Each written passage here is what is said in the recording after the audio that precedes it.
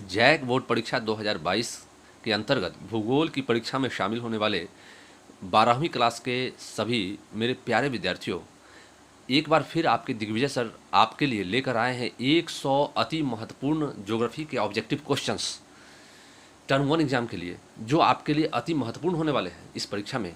मुझे उम्मीद है कि बहुत सारे क्वेश्चन, आपको पता है कि 40 क्वेश्चन आएंगे ऑब्जेक्टिव के टर्म वन के एग्जाम में, तो 40 में हमको लगता है 40 अगर न लड़े तो 38-39 तक तो जरूर ही लड़ जाने चाहिए। ये 100 अति महत्वपूर्ण प्रश्न जो हैं इनमें से।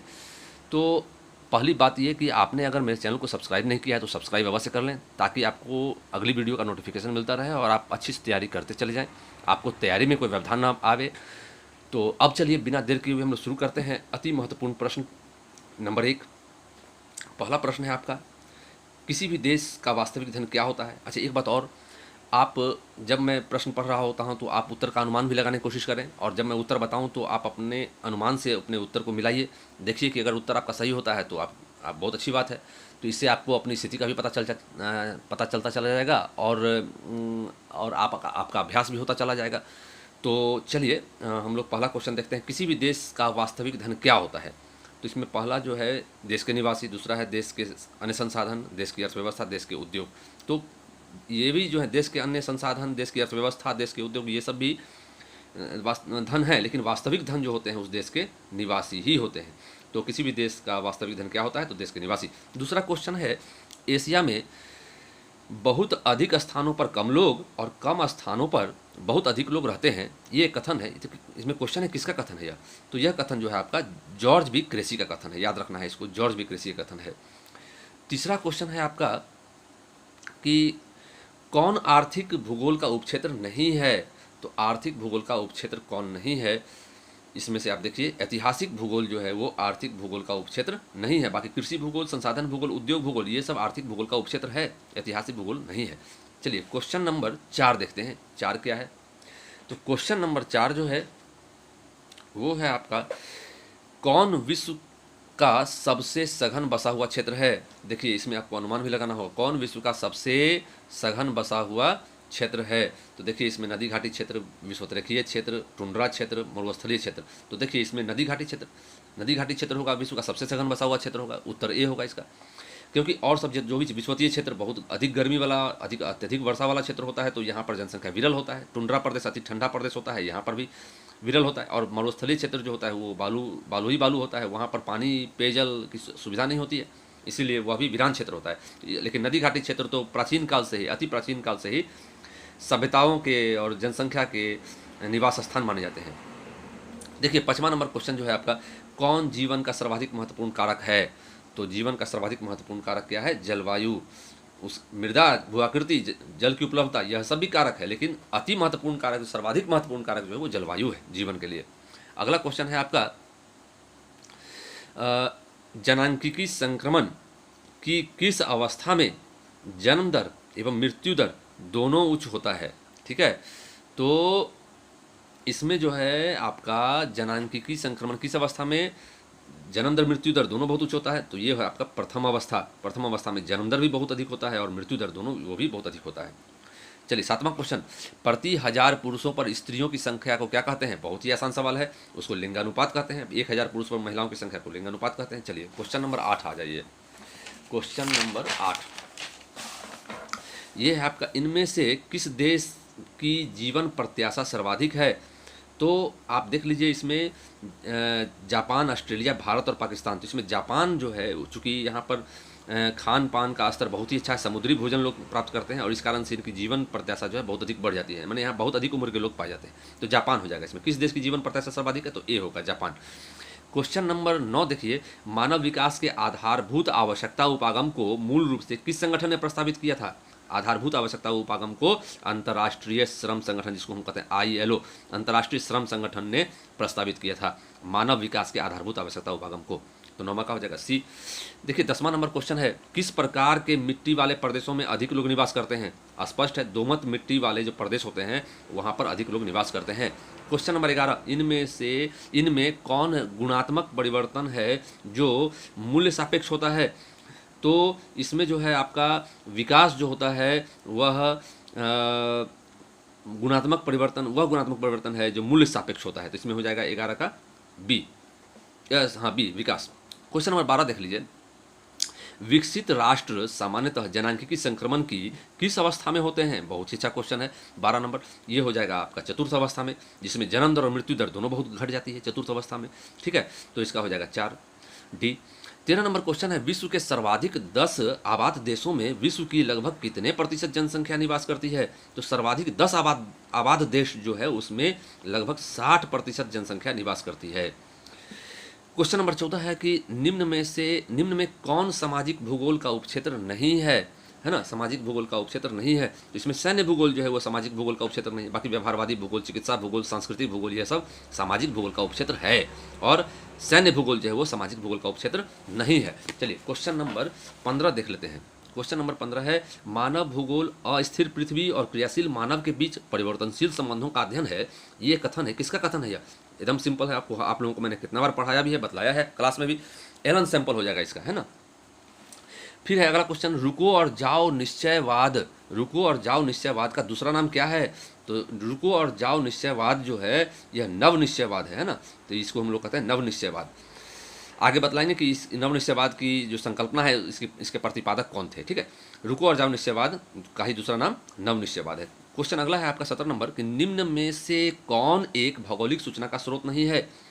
तो इसमें देखिए प्राचीन महाकाव्य जो है वो भौगोलिक सूचना का स्रोत नहीं है। बाकी यात्रियों के विवरण से भी भौगोलिक सूचना मिलते हैं, प्राचीन मानचित्र से भी मिलते हैं, चंद्रमा से चट्टानी पदार्थ के जो नमूने इकट्ठे किए जाते हैं उससे भी भौगोलिक सूचना प्राप्त होते हैं, लेकिन प्राचीन महाकाव्य से भौगोलिक सूचना प्राप्त नहीं होते हैं, तो 17 का बी हो जाएगा। 18 नंबर है, विश्व की लगभग 60% जनसंख्या किस महादेश में निवास करती है? तो विश्व की 60% जनसंख्या जो है एशिया महादेश में निवास करती है। अगला क्वेश्चन है, विश्व की 90% जनसंख्या कितने प्रतिशत स्थल भाग पर निवास करती है? तो 10% जनसंख्या जो है वो 10% भूभाग पर जो है 90%, विश्व की 90% जनसंख्या निवास करती है। क्वेश्चन नंबर 20 है, 2011 की जनगणना के अनुसार, देखिए 2011 की जनगणना के अनुसार भारत की जनसंख्या कितनी है? तो बहुत ही सरल क्वेश्चन है, आप लोगों को पता होगा। आप सोचिए कौन सा इसका उत्तर हो जाएगा। देखिए यहाँ, तो इसका उत्तर सिंपल सी बात है, 121 करोड़ है, जानते ही हैं आप लोग। उसके बाद अगला क्वेश्चन है कि इनमें से कौन प्रवास का प्रतिकर्ष कारक नहीं है? प्रतिकर्ष कारक मतलब क्या होता है? पुश फैक्टर, भगाने वाला कारक, प्रतिकर्ष कारक तो कौन सा? तो अनुकूल जलवायु जो है प्रतिकर्ष कारक नहीं है। अनुकूल जलवायु आकर्षित करने वाला कारक है। बाकी बेरोजगारी, प्राकृतिक विपदाएं, आर्थिक पिछड़ापन, ये सब क्या है? भगाने वाला कारक है, ढकेलने वाला कारक है, धक्का देने वाला कारक है, प्रतिकर्ष कारक है ना। तो इसमें 21 का कौन सा प्रतिकर्ष कारक नहीं है? तो अनुकूल जलवायु। चलिए क्वेश्चन नंबर 22 देख लेते हैं। क्वेश्चन नंबर 22 है आपका, इनमें से कौन प्रवास का अपकर्ष कारक नहीं है? अपकर्ष कारक मतलब आकर्षित करने वाला कारक, पुल फैक्टर, खींचने वाला कारक, है ना। तो कौन अपकर्ष कारक नहीं है? तो इसमें हो जाएगा महामारियाँ जो है अपकर्ष कारक नहीं है बल्कि प्रतिकर्ष कारक है। बाकी जो देखिए जीवन और संपत्ति, शांति और अस्थायित्व, सुरक्षा, ये सभी क्या है? अपकर्ष कारक है। तो इसमें पूछ रहा है कौन अपकर्ष कारक नहीं है? तो महामारियाँ, उत्तर हो जाएगा डी। चलिए क्वेश्चन नंबर 23 जो है वो है आपका, विश्व की जनसंख्या को 6 से 7 अरब होने में कितना वर्ष लगा है? निश्चित रूप से 12 वर्ष लगा है। तो विश्व की जनसंख्या को याद रखिए, खाली 6 से 7 अरब होने में ही 12 वर्ष नहीं लगा है, 6 से 7 अरब होने में भी 12 वर्ष लगा है। उसी तरह से 5 से 6 अरब होने में भी 12 वर्ष ही लगा था। उसी तरह से 4 से 5 वर्ष होने में भी 12 वर्ष ही लगा था, लेकिन 3 से 4 अरब होने में 15 वर्ष लगा था, ठीक है। तो विश्व की जनसंख्या को 6 से 7 अरब होने में कितना वर्ष लगा है? तो 12 वर्ष का समय लगा है। चलिए क्वेश्चन नंबर 24 देखते हैं, किस महाद्वीप में जनसंख्या वृद्धि दर सर्वाधिक है? तो ये अफ्रीका महादेश है। विश्व की सबसे अधिक जनसंख्या वाला महादेश एशिया है, लेकिन जनसंख्या वृद्धि दर सर्वाधिक कहाँ है? तो अफ्रीका में है। अगला क्वेश्चन है आपका 25 नंबर कि विश्व की जनसंख्या का औसत लिंगानुपात प्रति 100 स्त्रियों पर कितने पुरुष हैं? तो 102 है ना। विश्व की जनसंख्या का औसत लिंगानुपात कितना है? प्रति 100 स्त्रियों पर 102 है, ठीक है। क्वेश्चन नंबर 26 देख लीजिए, नाइजीरिया का आयु लिंग पिरामिड का आकार किस आकृति का है? तो ये त्रिभुजाकार है, ठीक है। नाइजीरिया का आयु लिंग पिरामिड त्रिभुजाकार। क्वेश्चन नंबर 27 देख लीजिए, भारत वर्तमान में जनांकिकी संक्रमण की किस अवस्था में है? तो द्वितीय अवस्था में है। जनसंख्या विस्फोट की अवस्था है भारत में, और द्वितीय अवस्था जो है वो जनसंख्या विस्फोट की अवस्था वाला होता है। तो इस तरह से भारत जो है सो द्वितीय अवस्था में है, जनांकिकी संक्रमण की द्वितीय अवस्था में है। क्वेश्चन नंबर 28 कि विश्व की कुल जनसंख्या का कितना प्रतिशत जनसंख्या उत्तरी अमेरिका में पाई जाती है? तो विश्व की कुल जनसंख्या का 4.8% जनसंख्या जो है वो उत्तरी अमेरिका में पाई जाती है। क्वेश्चन नंबर 29 देख लेते हैं। जनसंख्या आकार में विश्व में ब्राजील का कौन सा स्थान है? एकदम सिंपल क्वेश्चन है, आप लोग अनुमान लगा सकते हैं कौन सा स्थान होगा। 5वां स्थान है, ठीक है, 5वां स्थान है। 30वां क्वेश्चन है हमारा, जनसंख्या वितरण को प्रभावित करने वाले कौन सा कारक हैं? तो जनसंख्या वितरण को सभी प्रभावित करते हैं, इसमें भूआकृति भी, जल की उपलब्धता भी, जलवायु भी, सभी जो है सो जनसंख्या वितरण को प्रभावित करते हैं। क्वेश्चन नंबर 31 है आपका, ईसा की पहली शताब्दी में विश्व की जनसंख्या कितनी थी? तो 30 करोड़ से कम थी, है ना, 30 करोड़ से कम थी। इसमें ऑप्शन में देख लीजिए 60 करोड़ से अधिक, 40 करोड़, 50 करोड़, नहीं 30 करोड़ से कम, है ना। अगला क्वेश्चन है 32 नंबर आपका, थॉमस माल्थस ने अपने सिद्धांत को किस वर्ष प्रतिपादित किया था? ऑब्वियसली 1798 में, याद रखने वाला चीज़ है ये, 1798 में। क्वेश्चन नंबर 33 है, जनसंख्या वितरण को प्रभावित करने वाला कौन सा प्रमुख आर्थिक कारक है? तो देखिए जलवायु, भूआकृति, मृदा, ये सब आर्थिक कारक नहीं, जबकि खनिज जो है वो जनसंख्या वितरण को प्रभावित करने वाला प्रमुख आर्थिक कारक है। 33 का 34 नंबर है आपका, 2025 ईस्वी तक विश्व की जनसंख्या लगभग कितनी हो जाएगी? तो वो 800 करोड़ हो जाएगी, याद रखने वाला बात है ना। क्वेश्चन नंबर 35 है, विश्व के कितने देशों का लिंगानुपात प्रतिकूल है? तो विश्व के 77 देशों का लिंगानुपात प्रतिकूल है। अगला क्वेश्चन है आपका क्वेश्चन नंबर 36 कि मानव विकास सूचकांक स्कोर 0.701 दिखाई दे रहा होगा, देखिए 0.701 से 0.799 है ना, 0.701 से 0.799 के बीच का स्तर क्या कहलाता है? तो वो कहलाता है उच्च सूचकांक, है ना, उच्च मानव सूचकांक। जबकि अति उच्च वाला में क्या हो जाएगा, 0.8 से शुरू होता है और 1 तक चला जाता है, ठीक है ना। ये आपका है 0.701 से 0.799 तक, ये उच्च सूचकांक वाला देश है। तो इसमें हो जाएगा। क्वेश्चन नंबर 37 है, निम्न में से कौन मानव विकास का स्तंभ है? तो इसमें देख लीजिए समता, सतत पोषणीयता, उत्पादकता, उपरोक्त सभी जो है ये सभी क्या है, मानव विकास का स्तंभ है। 38 नंबर क्वेश्चन है, विकसित देशों में कौन सी क्रिया सबसे कम की जाती है? तो प्राथमिक क्रिया, माने प्राथमिक क्रिया के अंदर खेती, खनन, ये सब, तो खेती, कृषि और अन्य प्राथमिक क्रिया जो हैं वो विकसित देशों में कम देखने के लिए मिलता है, जबकि द्वितीयक, तृतीयक, चतुर्थक क्रियाकलाप जो हैं वो विकसित देशों में अधिक देखने को मिलते हैं। 39वां क्वेश्चन है, निम्न में से किस देश का आयु लिंग पिरामिड घंटी के आकार का है? तो वो ऑस्ट्रेलिया का आयु लिंग पिरामिड जो है वो घंटी के आकार का है। आपने पढ़ा ही होगा, अब इस पर विस्तृत चर्चा नहीं की जा सकती है ना, इसको बाद में बदलाएंगे। क्वेश्चन नंबर 40 जो है, मानव विकास सूचकांक में भारत के किस राज्य का स्तर बेहतर है? तो ये बहुत ही सिंपल क्वेश्चन है, इसमें केरल राज्य हो जाएगा। केरल का जो मानव विकास सूचकांक का स्तर है वो बहुत ही अच्छा है, सबसे अच्छा है भारत के राज्यों में। 41वां नंबर क्वेश्चन है, इनमें से कौन विन्यास के आधार पर ग्राम का प्रकार नहीं है? ग्राम का प्रकार नहीं है ना। तो इसमें जो हो जाएगा आपका मैदानी ग्राम, तटीय ग्राम, पठारी ग्राम, ये सब है। पशुपालक ग्राम जो है सो वो विन्यास के आधार पर ग्राम का प्रकार नहीं है, ठीक है, तो पशुपालक ग्राम हो जाएगा। अब देखिए 42वां नंबर, चुविंगम किस वृक्ष से प्राप्त होता है? तो जपोटा वृक्ष से प्राप्त होता है। च्युइंगम जपोटा वृक्ष से प्राप्त होता है, जबकि और सब ऑप्शन में देखिए ये सब इससे नहीं प्राप्त होता है। जपोटा वृक्ष से च्युइंगम प्राप्त किया जाता है। अगला क्वेश्चन है आपका क्वेश्चन नंबर 43, रेंडियर कहाँ पाया जाता है ना। तो इसका उत्तर हो जाएगा आर्कटिक एवं उपध्रुवीय क्षेत्रों में, है ना। आर्कटिक एवं उपध्रुवीय क्षेत्रों में रेंडियर पाया जाता है, अति ठंडा प्रदेश में। तो आर्कटिक और उपध्रुवीय प्रदेश जो होते हैं वो बहुत ठंडा प्रदेश होते हैं। अगला क्वेश्चन है आपका 44 नंबर, इनमें से कौन शीतोष्ण घास मैदान का उदाहरण नहीं है? तो मानसूनी प्रदेश जो होता है वो शीतोष्ण घास प्रदेश का उदाहरण नहीं है, बल्कि प्रेरी, पंपास, एस्टेपी, ये सब जो है शीतोष्ण घास के मैदान का उदाहरण है। अगला है 45 नंबर, फजेंडा शब्द का प्रयोग किस फसल के बगान के लिए किया जाता है? ऑब्वियसली ये जो है आपको कॉफ़ी बगान के लिए किया जाता है ना। फजेंडा शब्द का प्रयोग कॉफ़ी बगान के लिए किया जाता है। 46वां नंबर क्वेश्चन है, भारत का कौन सा उद्योग सार्वजनिक क्षेत्र का नहीं है? तो टिस्को जो जमशेदपुर में है आपका, TISCO Tata iron and steel company, यह सार्वजनिक क्षेत्र का उद्यम नहीं है, उद्योग नहीं है, बल्कि किस उद्योग, ये निजी क्षेत्र का उद्योग है। बाकी जो देख रहे हैं वो मिश्रित या फिर सार्वजनिक क्षेत्र का उद्योग है। 47 नंबर क्वेश्चन है, संचार किस आर्थिक क्रिया के अंतर्गत आता है? संचार किस आर्थिक क्रिया के अंतर्गत आता है? तो संचार जो है आपका संचार वह जो है आपको तृतीय क्रियाकलाप के अंतर्गत आता है। संचार, परिवहन भी तृतीय क्रियाकलाप के अंतर्गत आता है।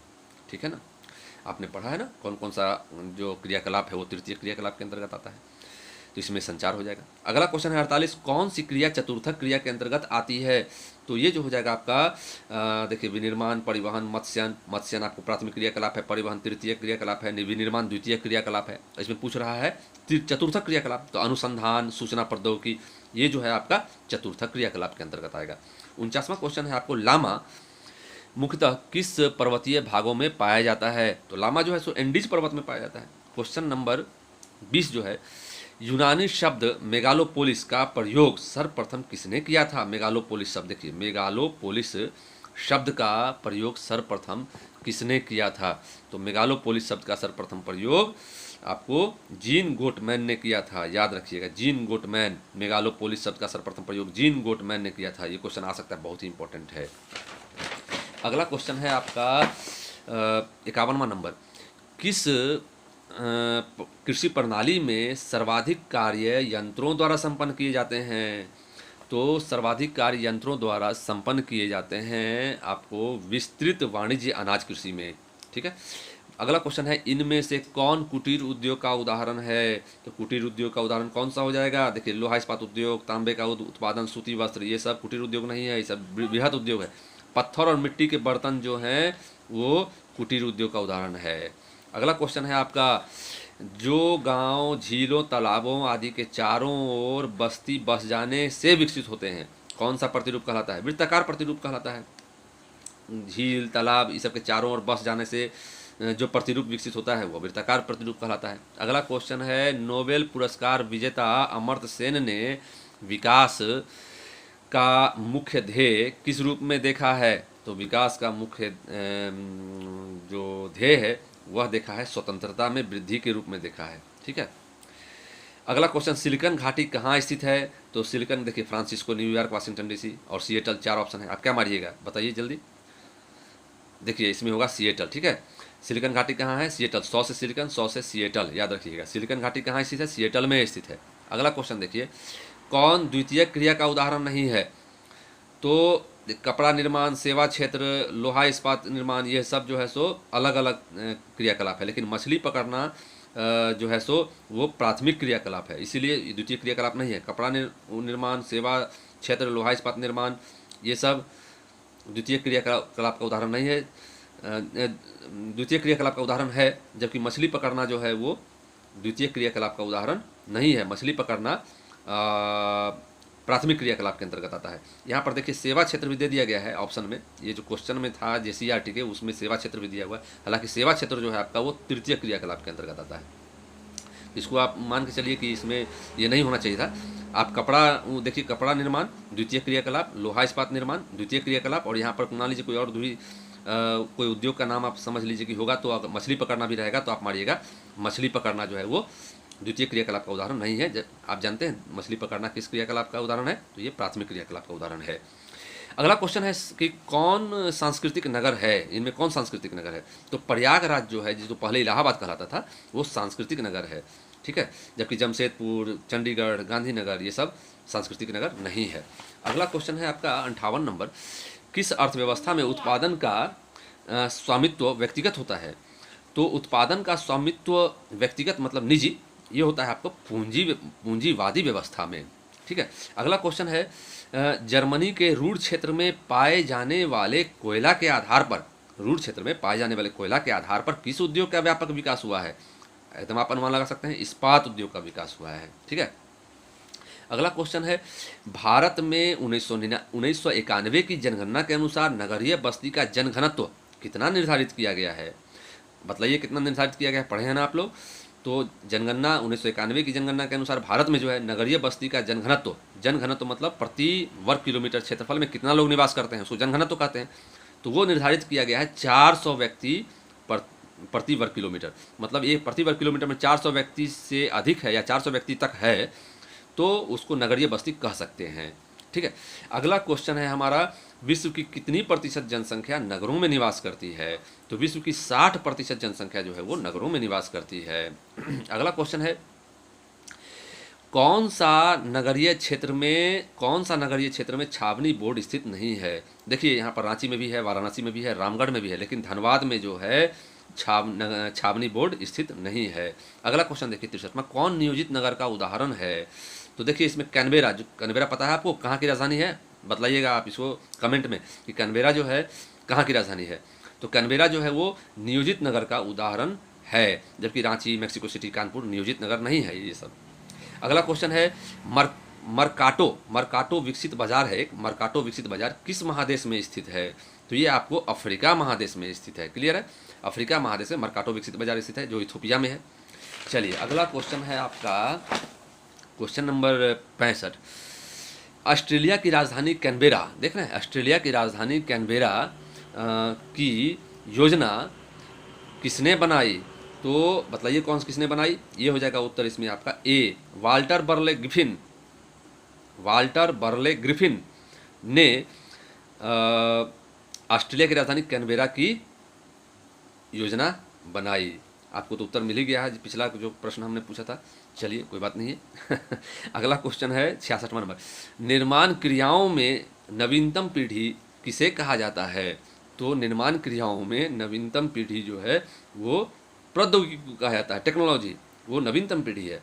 बाकी खनिज तेल, मशीन, कच्चा माल इसे तो प्राचीन मैंने शुरू से चलता रहा है परंपरागत रूप से, लेकिन प्रौद्योगिकी में देखते हैं लगातार परिवर्तन होता रहता है, इसीलिए नवीनतम पीढ़ी कहते हैं इसको।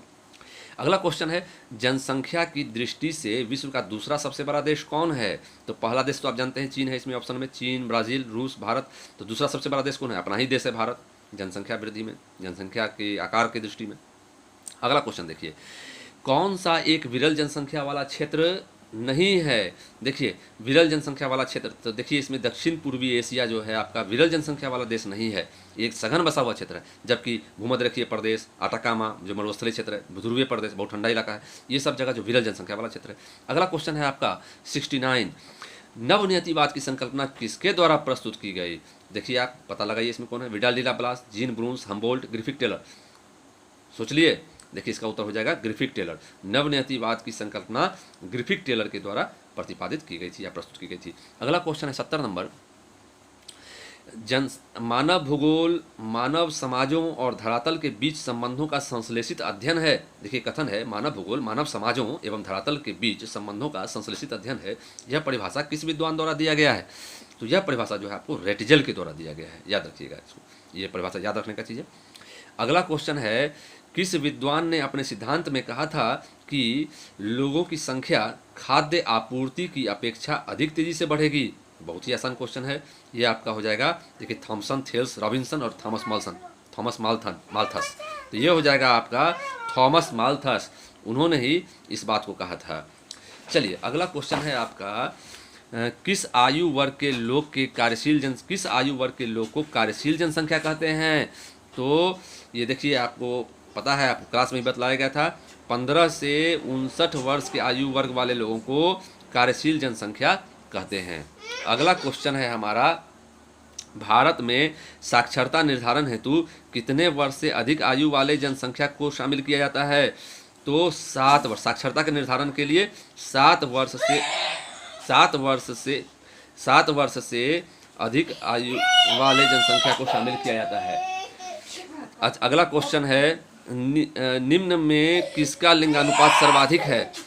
तो ये जो हो जाएगा आपका सबसे अधिक लिंगानुपात वाला जो देश है वो कौन सा हो जाएगा?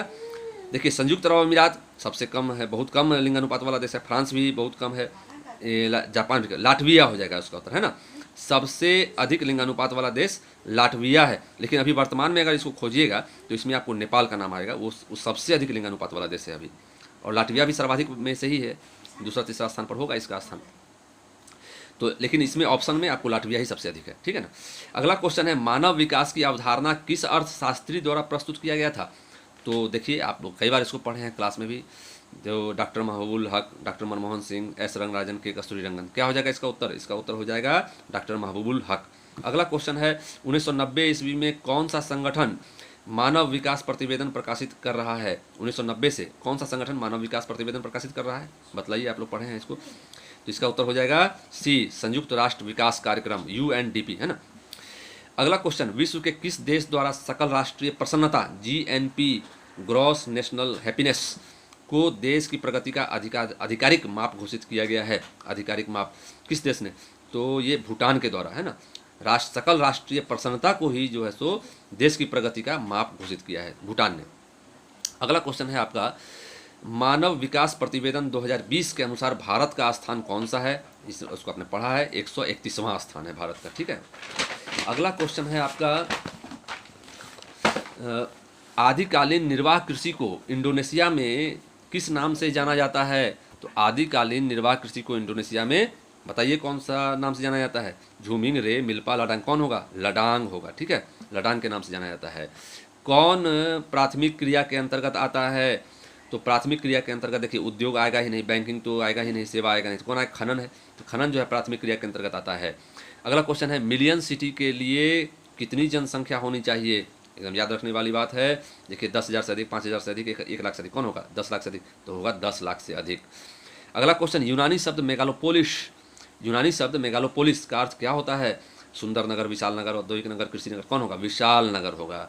अगला क्वेश्चन है, सन नगर शब्दावली का प्रयोग सर्वप्रथम किसने किया था?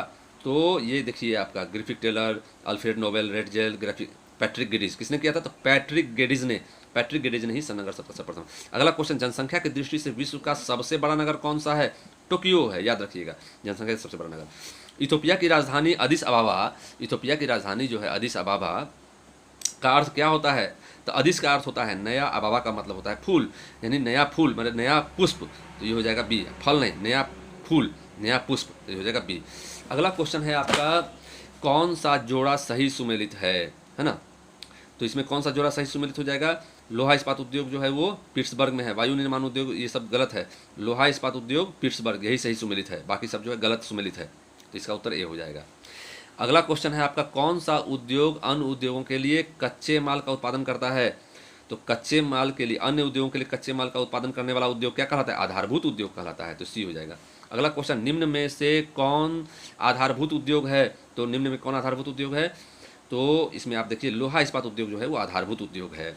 अगला क्वेश्चन है, किस क्षेत्र को जंग का कटोरा के नाम से पुकारा जाता है? तो पिट्सबर्ग क्षेत्र को जंग का कटोरा के नाम से जाना जाता है। अगला क्वेश्चन, पंपास क्षेत्र का संबंध किस फसल से है? तो पंपास क्षेत्र का संबंध गेहूं के उत्पादन से है। 91 प्रश्न देखिए, नगरीय क्षेत्र कहलाने के लिए न्यूनतम कितना प्रतिशत पुरुष श्रमिक गैर कृषि कार्यों में संलग्न होते हैं? तो 75% जो श्रमिक होते हैं पुरुष श्रमिक, वो अगर न्यूनतम 75% पुरुष श्रमिक अगर गैर कृषि कार्यों में लगे हुए हैं तो नगरीय क्षेत्र कहलाएगा वह क्षेत्र, ठीक है। तो 75%।